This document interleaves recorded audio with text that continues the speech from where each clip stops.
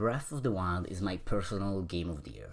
Its release alongside the Switch was something incredible, and even though I truly think Mario Odyssey is an objectively better game in almost every aspect you can compare the two in, Breath of the Wild was still a phenomenal journey that no two players experienced the same way. And it tickled every single gamer's soft spot, either for fun combat and cohesive mass environment, versatile enemy approachments, deep hidden lore, and speedrunning accessibility. Watch Scott Falco's recent Shaving Frame series if you doubt that last one. But of course, as part of the internet, I want more. After pretty much peaking in normal mode, getting all shrines and about 450 Korok seeds to max my inventory space, and powering up my entire Master Sword, and gaining all the Kelta medals, there's really not much more to do. Just kidding. The world was still a ton of fun to mess around in and find new things to tie together and throw on some enemies. Every balloon, every bomb, every leaf, every metal crate were room for inventiveness during the journey and even after it. But just as I started to get tired with that, Nintendo finally released DLC Pack 1 this summer, the Master Trials, boasting the absolutely phenomenal Trial of the Sword challenge that finally gave some, challenge to the late game players. By stripping away all your weapons, much like Eventide Isle did, causing you to truly scour each level and make proper use of any ingredient, and having each room have secrets, it was really amazing, although I wish the replaying the shrine was less of a self-imposed challenge and maybe a small prize, such as a free 15-30 minute buff would have been enough to encourage some players to actually play it again. But it really was fantastic, and it having secrets and that kind of shared tips with friends Zelda 1 kind of vibe made it such a refreshing thing. But then I beat it. So now what? It didn't take long until I realized that Master Mode was pretty much just a screw you and everything that makes sense. I did move to only playing that, since there's no real reason for me to play the normal file anymore, but I'm tired. I'm tired of the same Lionel patterns, same Guardian pots, same shrines, again and again and again, after doing it all once already. It's time, Nintendo.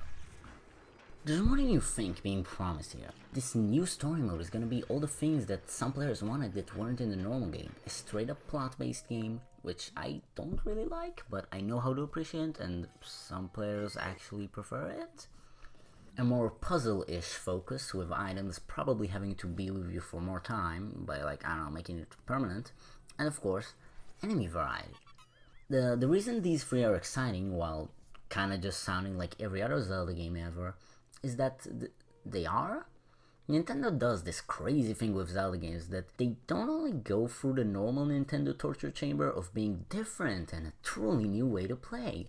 The dev team thinks to this day that it's necessary to change up the entire engine and visual design for every single game, and by that making each and every release in the series extremely far away from the other by at least a year just spent on making the basic physics and such. And this makes the Zelda games, while yes, always a truly new and exciting thing to look forward to, it makes them just oddly left out until it's the biggest thing ever for a couple months, and then poof, it's out like a fine wisp.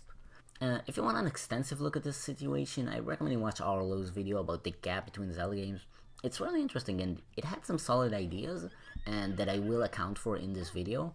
So the reason I brought this up is because I truly believe the Champion's Ballad can be the saving grace of this, at least to some degree. Much like Majora's Mask, this seems to take place after the true ending of the game, judging by these few details. So yeah, just go watch a video about it if you didn't understand that. Much like how Majora's Mask followed Child Link's timeline, I think, and his future adventures, this game gets everyone who enjoyed any of Link's adventure in Hyrule, which is everyone, it gets them all to be excited for a big adventure around the world of Hyrule, with a promise of a new threat, I guess, seeing how there's no enemy spawning with Ganon away, Princess Zelda alongside you, a new dungeon actually promised, and seemingly a focus on the best, maybe, characters in the game, but also revisiting some other main characters that were present. And again, I'm not saying anything new here, go just look up what will DLC 2 be on YouTube, there's a lot of great videos. But now I'm getting to my final point, when? It's been almost half a year since DLC 1, and well, that was an all fair game, and that's what was promised with the Season Pass one each 6 months or so. But since DLC Pack 1 was a bit of a disappointment, specifically Master Mode, with the cheap challenge of just powering up enemies and making weapons break faster. But I will say, at least they just Trial of the Sword to still work. But since the true new content wasn't too much in terms of gameplay and absolutely non-existent in terms of story, the thought of the same development time making a true new campaign is now looking confusing.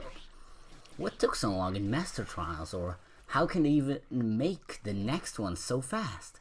And actually, if it wasn't for bug tweaking taking forever because of the engine problems that the team mentioned in the past, that they have to almost test the entire map whenever they tweak an object or something. If the engine wasn't so brittle, not only would the Champion's Ballad come out bad now, but Breath of the Wild might have even came out earlier. This can cause testing to take so much time, and there's so little to do in the game at this point, and I just want a new challenge. It's so mysterious to me, that separation in details between new story mode and new challenges. I assume the Champion's Ballad content unlocks and becomes yet another save file once you get the trend of the game. What new challenges appear? Perhaps more attacks for the new enemies, maybe? Please? Something that's most noticeable in Blue or stronger Bokoblins learn to kick bombs, but isn't really obvious or maybe non-existent in some other enemy developments, especially the gold variants. And wait, hold on. The new dungeon is also separated from the new story? Whoa, wait. So by now there's like a 50-50 chance that neither sounds very possible, but one of them has to happen. That new dungeon and new challenges are all extensions of hyping up the new story, and their other option is there's a new dungeon in the main world of Hyrule we know right now. That sounds insane. It can't really be a divine beast since there's no like species left without a beast and no real place to add one. And if you're really butthurt, okay, the Hylians have Hyrule Castle and Link is the champion. Maybe it could be something related to Kilton or the Wizrobes, which maybe the Iga clan. To be honest, I'm hoping for a more traditional 3D Zelda dungeon, not because I like those. I didn't play any 3D Zelda beyond the tutorial, for kind of obvious reasons. I'm not a patient person. I mostly know about these using Mark Brown's Boss Keys series, and I really want to see how Breath of the Wild's world and mechanics, again, from the main game, handle this issue.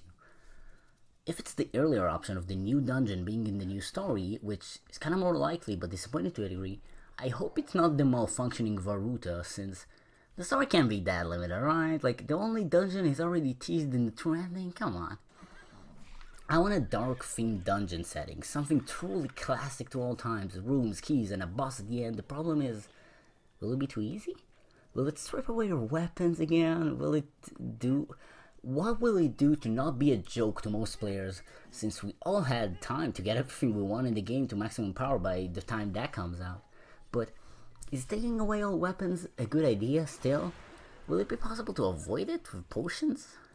Maybe will it make sense to take you to a lower heart container count? Possibly the demon statue. Ooh, that's a good idea. Making you pay 10 hearts as a temporary payment to enter the area. And then making it like it have like a dark aura or whatever, so your armor is like a third of its normal strength. That way you actually get a challenge, but you still retain your gear, and you have a midpoint between nothing with Trial of the Sword and too much with normal play. I actually kind of wonder now if I'll even want to play the new story mode and challenges and dungeon in hard mode anytime soon after release, and if the story will have any replay value for Master Mode over just replaying it in normal mode, since it's proved to be a bit of a letdown compared to normal. And in a story environment, hard modes aren't usually that different, or rather unnecessary. I kind of wish they tweaked Master Mode, but at this point they probably put all possible effort into just making the new story work.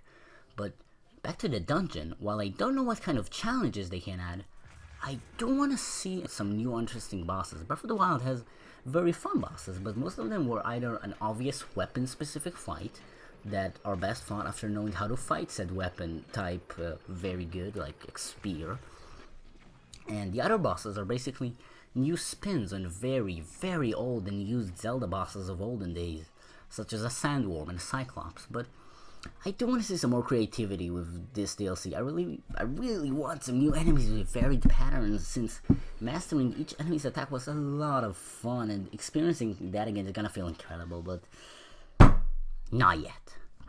Only like a week until the Game Awards, and then we'll probably see DLC 2's release date, and then that wait, and then I can live in this magical world once again. Just hold on for a little longer.